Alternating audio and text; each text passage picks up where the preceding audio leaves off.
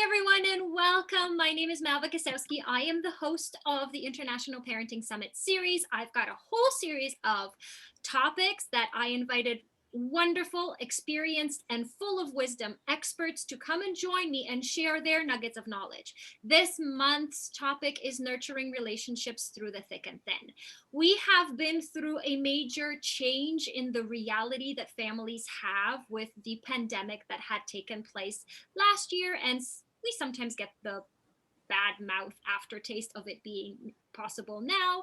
A lot of families have found out that being in close quarters doesn't necessarily work as well as they had envisioned or as well as they were used to. And all of a sudden, there are new challenges and new things that they need to take into account, like I need my peace and quiet. I like my meetings in my office space, and I don't have that anymore. To all these kids are on me all the time, right? They want constantly, mama, mama, da, da, da, da. So, how do we nurture the relationships that we have with our parents, with our partners, with us as parents of children? How do we do that to make sure that when it is tough, it's okay. It's just a stepping stone. You don't tear each other down. But when it is great, how do we learn patterns in order to make sure that they maintain a good bond and good relationships when the times get tough? And they will, and they do. It's normal in every relationship. So I would like to introduce you to a few of my experts. I've got Mary Wild, Mary Peterson Cook, Crystal, and Linda here with me as well. Ladies, welcome. Oh, and Rennie's joining us as well. Mary Wild, I have a question for you. I'm calling you by your last name because there are two Marys. What I would like to know from you is tell me a little bit about how can we be more compassionate to the relationships that are a little bit turbulent at times within the family? I think that, well, first of all, I'll just say that the word compassion and the word nurture, those two words are kind of at the center of my work. I have a parenting group called Compassion Parenting, and a book that I wrote about 5 years ago is called Faithful Nurturing. And so those words are very special to me. And I think that many times when we look at how we're interacting with others, it's sort of a mirror to how we are relating to ourselves. And so if we can give ourselves some grace and compassion, then we are much more likely to be able to do it for others. And, in this month's summit, some of the topics that I cover are reconnection strategies, because that's an assumption that there will be things that pull us apart or cause some discord, because like you said, that is a reality. And sometimes we sort of beat ourselves up when not everything feels smooth and perfect and we feel like it's this huge catastrophe.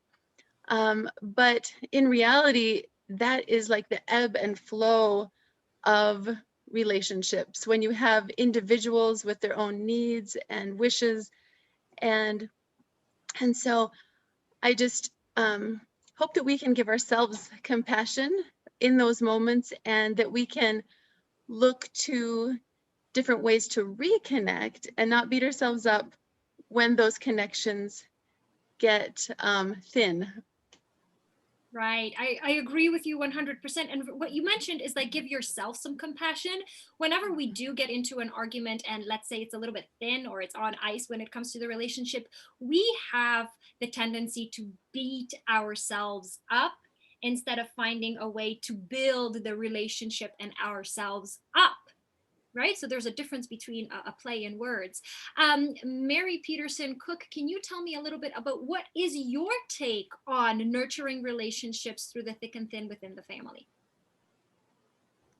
So I believe it starts even before the turbulent times, right? So they're going to happen. Everyone's going to have a fight. I mean, when you're living with somebody constantly, or you have any kind of baggage of any kind, eventually something is going to come to a head. But if you can build up the relationship in the other times, right, through things like special time, where you get daily, or hopefully daily, one-on-one interactions with not only your children, but even your spouse or your partner, that can really help make sure the connection is stable. Not to mention, I am a really big fan of making sure you are getting adventures in as a family. There is just something about getting out with your family and learning together and experiencing new things and making those memories that really can just transform the way everybody feels as a family unit versus just individuals. And adventures, they can be wild adventures of going to Australia, as some people have planned, or just wild adventures. All right, I hid In some your backyard, yeah. right, I hid some little treats or little eggs in the backyard or in the bathroom. You got to look for them. So I really love that, because that brings a little bit of childhood play to us adults, and we need that too in our life. Yes, Thank you, Mary. exactly.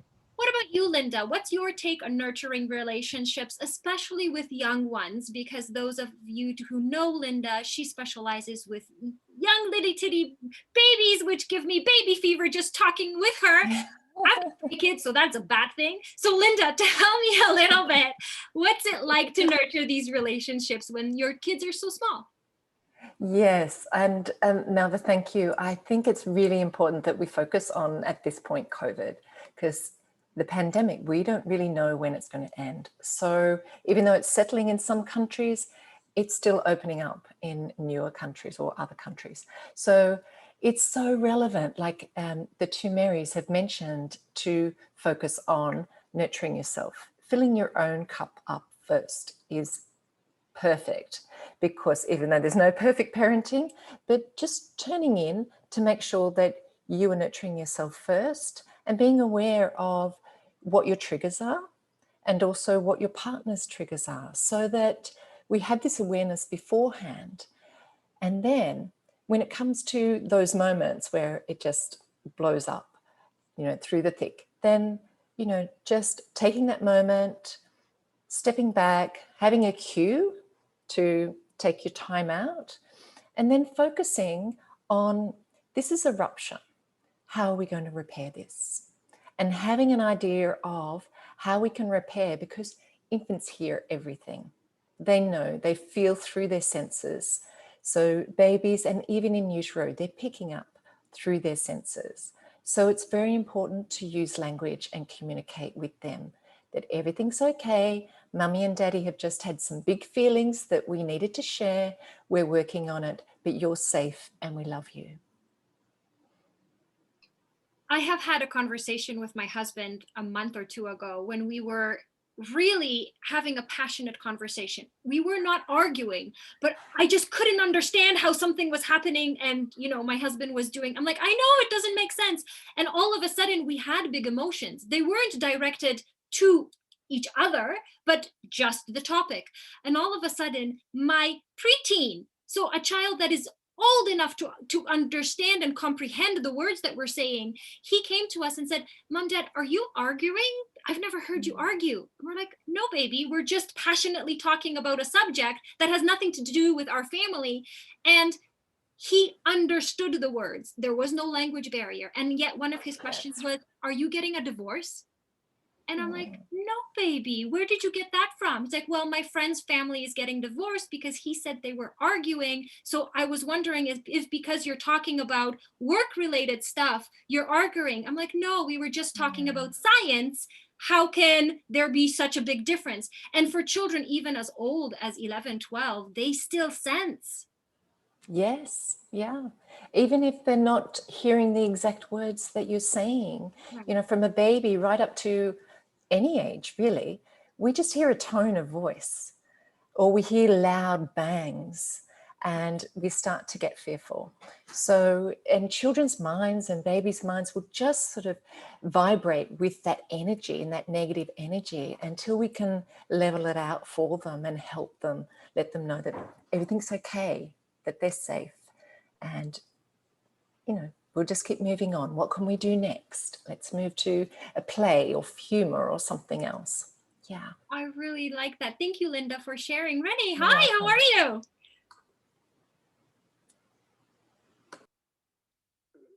Hi, Rennie, how are you? Forgot to unmute. Hi, I'm good. Thanks for having me today. I'm glad to be here. We're glad you're here. Tell us a little bit, how do you help your clients nurture their relationship through the rocky times and through the good times? Well, I think one of the biggest keys, and all this advice I've heard so far has been great, but I think one of the biggest keys is to really keep the bigger picture in mind. You know, we're raising soon to be young adults. We're raising adults that will be adults eventually, we hope. You know, that's the goal. So when you keep this perspective and you keep the fact that the relationship you have is an important thing for you to nurture, then the spilled milk on the floor doesn't mean so much. The tensions being high about the teen arguing to come home later than her curfew doesn't mean so much. It's not as personal. It's not as important as, this is my daughter whom I love. You know, it's keeping that bigger picture, that idea that this isn't everything. This doesn't have to mean everything to us right now. And very often we take that personally as parents, as adults.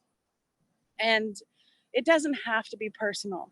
I have conversations with my husband about this subject all the time. It just kind of came to a head yesterday, in fact, because he was taking it personally that our daughter was, she's just learning how to drive. And she was asking questions, you know, like when he was saying slow down, instead of slowing down immediately, she would ask questions about that first. And because she thought she was right, you know, like we all do sometimes, this makes sense also. So why isn't this right? But he wanted her to obey first, which is smart when you're learning how to drive. I get it. But at the same time, he was taking it personally that she wasn't listening right away. You know what I'm saying? So it's just this idea that there's this bigger goal, this bigger picture. We're going to have these kids for the rest of our lives, even though they're adults. And if you want that relationship with them when they are older, keeping that perspective is crucial when they're young, when they're growing up, when you're going through these rocky times. It's not the rockiness to focus on. It's how do we get past this? Where's this going to end up with us? And how do we deal with in the aftermath? That's kind of the goal. That's the perspective you want to keep in mind. Sometimes when I talk to people who are not necessarily advocates for family coaches, they say, well, my children are going to grow up eventually. So who cares? Like if I want I want my child to behave better, I'll just hire a nanny to deal with them. And I always try to say, well, okay, are you or the nanny going to have a relationship with your kids for the rest of your life? Like if you look at the lifespan of a human, we're fortunate now that it's around 90 something. It depends on the country, but that's how long we live. And our children only live with us, if we're lucky, until they're 18. So if you don't build a relationship and have the tools and the skills and the systems in place to when your opinions don't match, then the rest of the adult years are not going to be ones filled with nurture, compassion, empowerment, and respect. So Lori, thank you very much for, Rennie, thank you very much for saying that, because I do believe that your point where you said that we have a relationship with our children for the rest of their lives is a key factor to take into play and a perspective to have. Thank you very much. Over to you, Crystal. Tell me a little bit about how you think nurturing relationships through the thick and thin for parents and caregivers is essential. Yeah, so I love everything that's been said so far. I'm like, yeah, I totally agree with that. I always think that the key to nurturing those relationships is to focus on nurturing our relationship with ourselves first. Because if we have a poor relationship with ourselves, it doesn't really matter how much we do, how we try to add to this relationship with our kids. It's going to be suffering because of how we're feeling inside here. So I was just talking to a client yesterday who felt this way. She was really struggling with her relationship with herself.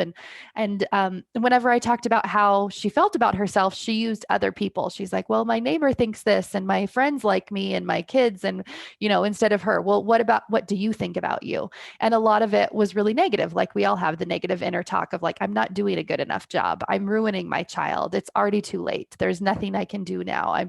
I should be doing better. I should know better. All of those things. And the analogy that I gave her is I was like, it's like you're trying to go to the gym for the first time and you're just letting somebody stand there and throw tomatoes at you and like yell at you and curse at you the whole time. And you're like, why isn't the gym enjoyable? Like, why don't I like coming here and working out? Right. And so we just have to realize like we're being that friend to ourselves. We're being that person who's just talking down to us. And so instead, taking yourself to a place where you can feel self-compassion on the inside for you. And when you can feel self-compassion for you, it just naturally spills out. It's like pouring a cup and it just like spilling over to everything else in your life. You won't have to work so hard at all of your other relationships if you work hard at your relationship with you. And so even just sitting for a minute and like, just taking some deep breaths and just settling down into your body and just spreading a good feeling, across your body. Or another thing that I like to do is just to think about what would my best friend say back to these thoughts that I have? What would somebody who loves me, what would the universe or God say back to these thoughts that I'm having about myself? And answering those back out loud or in a journal or something like that, so that we can just be practicing those tools of self-compassion on a regular basis. And it's very true, because if we have very many negative thoughts, no matter how positively intentional someone was towards us, we might still internalize it as something negative if we have that negative voice constantly badgering us. Yeah, it's just like Rennie was saying that that personalization, right? That we make it mean something about us. Well, we make it mean something about us because we already have this little like bully in our head that's telling us how bad we're doing. And then that's just telling us, oh, okay, wait, that must be true because now they're saying that, and it triggers that. Our kids can even trigger that. Even like a 2-year-old that says, I hate you, mom. We're like, that's terrible. Like, well, why would they say that, right? Versus just being like, oh, okay, they're struggling. They're having a hard time. We're not making it mean something about us, which is so much easier to do when we're filled with our own self-compassion, which obviously we can't do all the time. And I see a lot of people beat themselves up for beating themselves up, which just adds more layers of negativity. And so I'm like, let's just take off one of those layers. Let's just stop beating ourselves up for even beating ourselves up and just realize we have human brains. Our human brains have a negativity bias. It's normal that we have these negative thoughts, and just kind of releasing all that pressure. So yeah, so I think that the best thing we can do to nurture those relationships is just to nurture the relationship that we have in here. Right. Nurturing our own relationship, looking at the bigger perspective, having fun times, sailing through the tough times, having compassion, and so much more. You guys are going to get with us in this summit this weekend. I do believe that there are golden nuggets for everyone, and it doesn't matter if you have a young baby or if you have a grown up in your family that you are a parent to, and everything in between. This summit is for you, because the variety of experts that we have invited to come and join us to share their knowledge with you is extraordinary. I'm not telling you to watch every single video, although I would advise you to, but you can pick and choose, because there's something for everyone. So thank you very much, ladies, for being here. Thank you everyone for watching us, and I hope to see you at the summit.